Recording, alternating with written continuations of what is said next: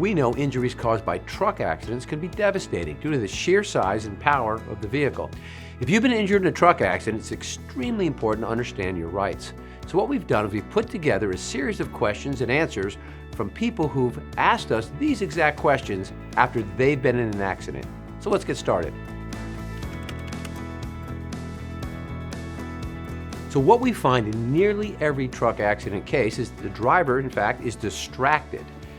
They've had issues, acceleration, braking, visibility, sure, but they're doing things that they shouldn't be doing in the vehicle. Maybe they've driven too many hours. Maybe they haven't had the experience and the training that they should have. But what's common? Well, these drivers are negligent and they cause injuries, and the injuries are massive, just based on the sheer size of their vehicles.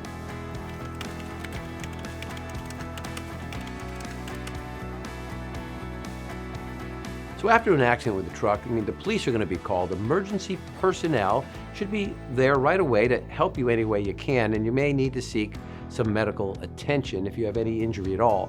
But if you have the opportunity and you have the ability to take a video or even get the names of some witnesses, please do that, because at some point it may mean a lot if a case goes forward.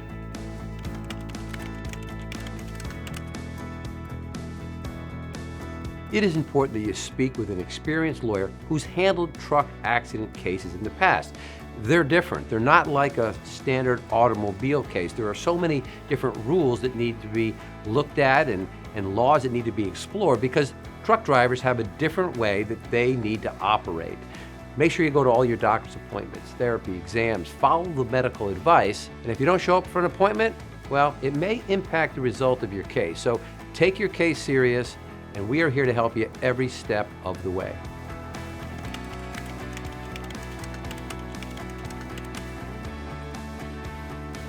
After an accident with a truck, you may find that the truck driver really won't talk to you, doesn't communicate with you, and you can't get any information from that driver. And so what happens is the insurance company has already met with them prior to this. They've trained them on what to do, because the insurance company is already ramping up to try to get the advantage over you if in fact there's an accident and you are injured.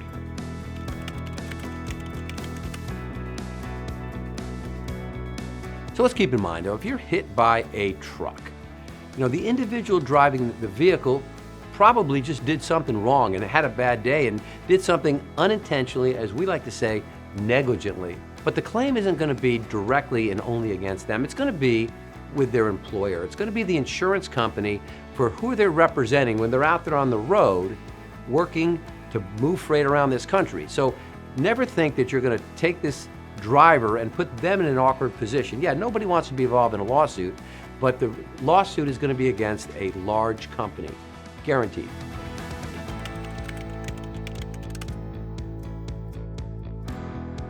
Yes, there are in fact special rules and laws relative to trucking company accidents. There's federal and state regulations.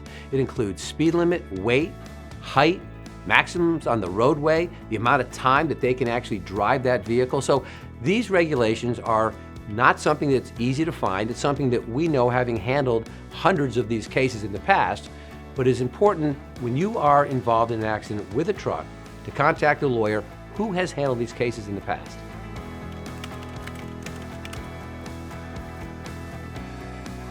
As you can imagine, it's almost common sense. If you get contacted by an attorney for the trucking company after your accident, well, they're not there to help you. I know intuitively you know that, but some of us just like to comply and answer questions, but it's an insurance company and they're trying to get a leg up. They're trying to get information that would somehow dilute your claim moving forward.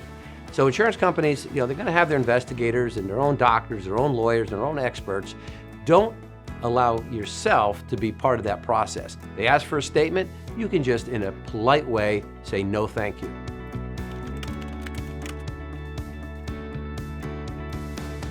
Yeah, so these cases with trucking companies are often, if not always, more complicated. They're more lengthy. They're more confusing if you were to look at this from the outside in, but really it comes down to the same thing. You were hit, you were injured, and you got hit by a massive vehicle. Okay, and these trucking companies carry big insurance limits because they're out there on the road and they know that they're eventually going to have this happen to them. But again, they're gonna fight for themselves. Don't be confused. Don't listen if they call you. If someone contacts you from that trucking company, just politely excuse yourself off that call and contact a lawyer. So is a settlement good or bad? Should the case go to trial? Should it settle before trial? And it really depends on the specific facts of every case. No two cases are the same. No two insurance companies are the same. So ultimately, we prepare every case as if it's going to trial, and if it resolves along the way, well, that's your decision, not ours.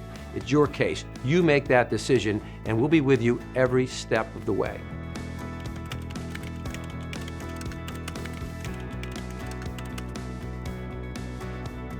So how long does a case take?